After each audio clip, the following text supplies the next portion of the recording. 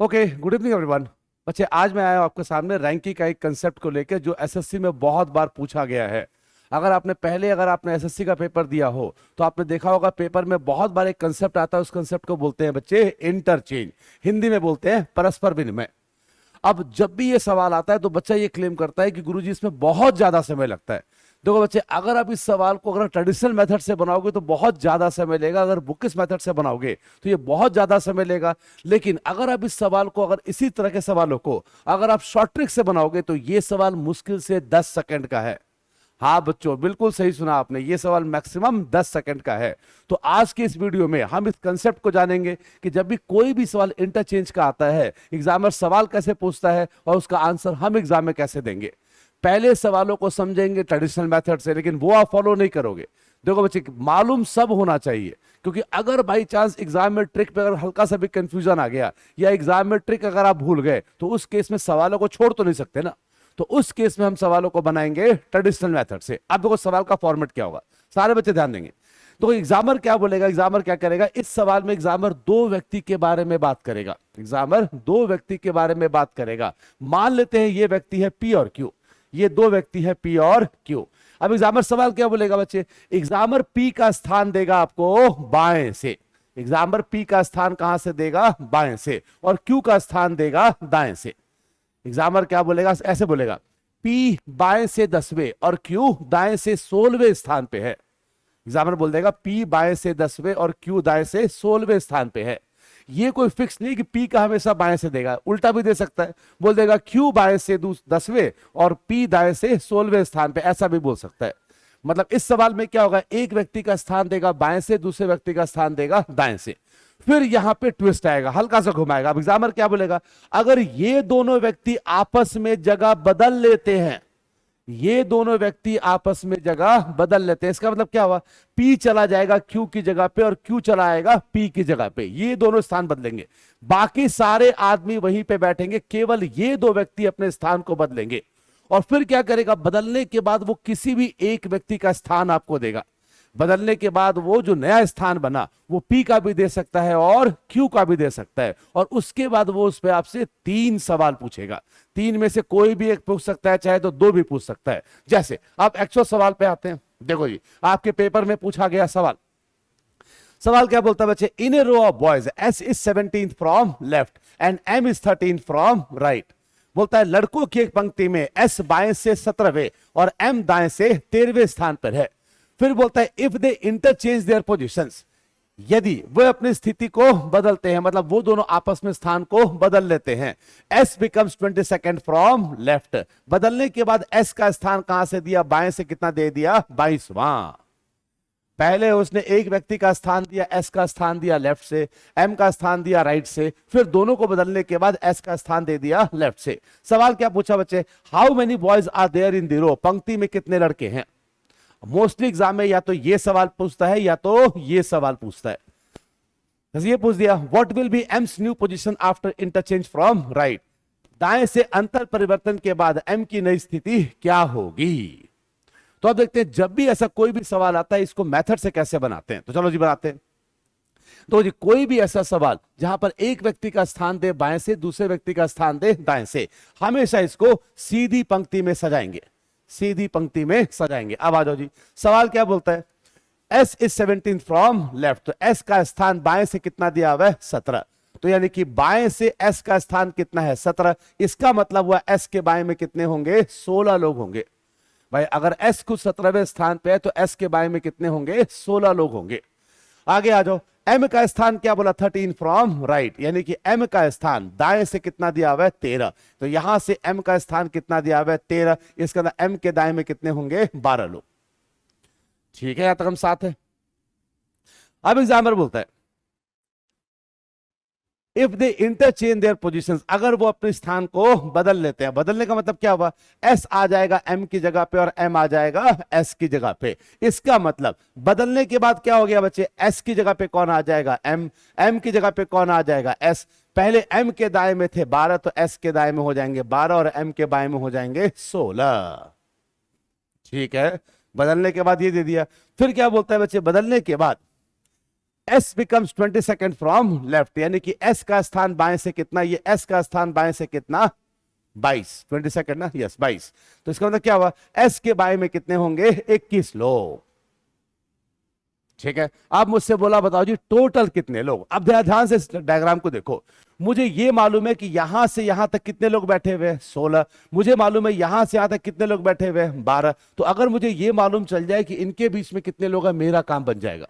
अगर मुझे ये मालूम चल जाए इनके बीच में कितने लोग, तो मेरा काम बन जाएगा। लोग निकालेंगे कैसे, तो ये क्या बोलता है बच्चे, ये बोलता है एस के बाय में कितने हैं 21 लोग, एस के बाय में कितने हैं 21 लोग। अब जरा गौर से देखो, इसी 21 में 16 यहां पे आ गया और एक बैठ गया एम, मतलब 17 लोग तो आ गए भाई। एस के बाय मतलब यहां से लेकर अंतिम तक कितने लोग दिया हुआ है 21 लोग। ये भी देखो एम भी इसके बाय में है और ये 16 लोग भी इसके बाय में है। इसके इस 21 में से 16 यहां आ गया, एक आ गया एम, मतलब 17 लोग तो आ गए, बचा कितना 4, 4 कहां बैठ जाएंगे बीच में, हो गया खत्म, 4 बैठ गए बीच में। आओ जी, पहला सवाल पूछा टोटल कितने लोग, टोटल कितने लोग। टोटल कैसे निकालेंगे, एम के बाएं में कितना 16, बीच में कितना 4, दाएं में कितना 12 और 2 हो गए खुद एम और एस, 2 हो गए खुद एम और एस। 16 यहां पे, 4 यहां पे, 12 यहां पे और 2 हो गए एम और एस। इन सबको जोड़ दिया कितना आ गया 16 और 4 20, 32 और 2 34। ठीक है, तो टोटल आंसर कितना आ गया, टोटल आ गया 34। अगला सवाल पूछा how many boys are between S and M, S और एम के बीच में कितने लोग। तो एस और एम के बीच में कितना आ गया 4 लोग, एस और एम के बीच में कितना 4 लोग, ऑप्शन नंबर सी। हाँ जी, अब आते हैं तीसरे सवाल पे। क्या बोला बच्चे, what will be AIIMS new position after interchange from right, दाएं से अंतर परिवर्तन के बाद एम की नई स्थिति क्या होगी।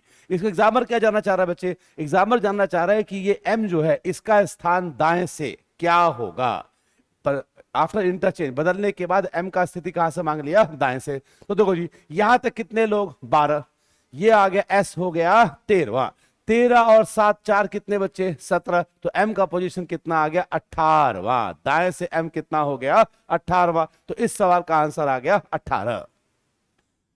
क्लियर, अगर आप बुक्स में देखोगे, बुक्स में आपको यही मेथड देखने को मिलेगा। अब देखो जी, अगर मैं एग्जाम में बैठा हुआ और मुझसे ये सवाल पूछेगा तो इस सवाल को मैं 5-5 सेकंड में कैसे खा जाऊंगा, तो कैसे करेंगे। तो जब भी किसी भी सवाल में एग्जामिनर आपसे टोटल की मांग करे, टोटल कितने लोग हैं, ठीक है, तो अब आप सिंपल से काम करो, आप बस ये देखो कि बदलने के बाद किसका स्थान दिया हुआ है, बदलने के बाद किसका स्थान दिया हुआ है। तो यहां पर बदलने के बाद किसका स्थान दिया हुआ है, एस का कितना दिया हुआ है 22, तो एस ले लो बच्चों आप लोग 22, जिसका दिया है बदलने के बाद उसको ले लो, सिंपल। बदलने के बाद यहां पर किसका स्थान दिया हुआ है, एस का कितना दिया हुआ है 22, तो एस ले लिया 22, बच कौन गया, एस आ गया, बच गया एम। एम का बदलने के पहले वाला ले लो, एक ही स्थान दिया हो तो लूंगा क्या, तो एम कितना ले लिया 13, इन दोनों को जोड़ के एक घटा दो, आंसर आ गया अपने आप 34। ये देखो सेम आंसर। अरे क्लियर, जब भी एग्जामर इंटरचेंज में परस्पर विनिमय में टोटल की बात करे, बदलने के बाद वाले व्यक्ति का स्थान ले लो, दूसरे व्यक्ति का बदलने के पहले वाला स्थान ले लो, दोनों को जोड़ के एक माइनस कर दो। आज सेकंड सवाल में बोलता है how many boys are between S and M, S और एम के बीच में कितने लोग, ये बहुत रेयर आता है बट तब भी जान लो। तो जब भी बोलेगा उनके बीच में कितने लोग, तो फिर से ये देखो बदलने के बाद किसका स्थान दिया हुआ है, बदलने के बाद किसका दिया हुआ है, एस का कितना 22, तो इसी एस का बदलने के पहले और बाद का स्थान, बदलने के बाद कितना 22, इसी एस का बदलने के पहले कितना 17। कुछ मत करो, इन दोनों को घटाकर एक कम कर दो, फिर से आंसर आ गया, आंसर कितना 4। अरे क्लियर, जब भी बोलेगा इनके बीच में कितने लोग, जिसका बदलने के बाद वाला स्थान दिया हुआ है उसी व्यक्ति का बदलने के पहले वाला ले लो, बदलने के बाद एस दिया हुआ है 22, पहले था 17, दोनों को घटाकर एक माइनस कर दो, हो गया। तीसरा सवाल, ये अच्छा सवाल है बच्चे, बोलता है what is the AIIMS new position after interchange from right. अब बोलता है एम का नया स्थान क्या होगा। अब लोग कैसे करेंगे, आपसे इस सवाल में किसका स्थान मांगा, एम का स्थान मांगा, तो आप एक काम करो, इसी एम का बदलने के पहले वाला स्थान ले लो। सुनना ध्यान से, जिस व्यक्ति का स्थान मांगा उसी व्यक्ति का स्थान बदलने के पहले वाला ले लो। तो बदलने के पहले एम का स्थान क्या दिया हुआ था 13, तो एम ले लिया 13।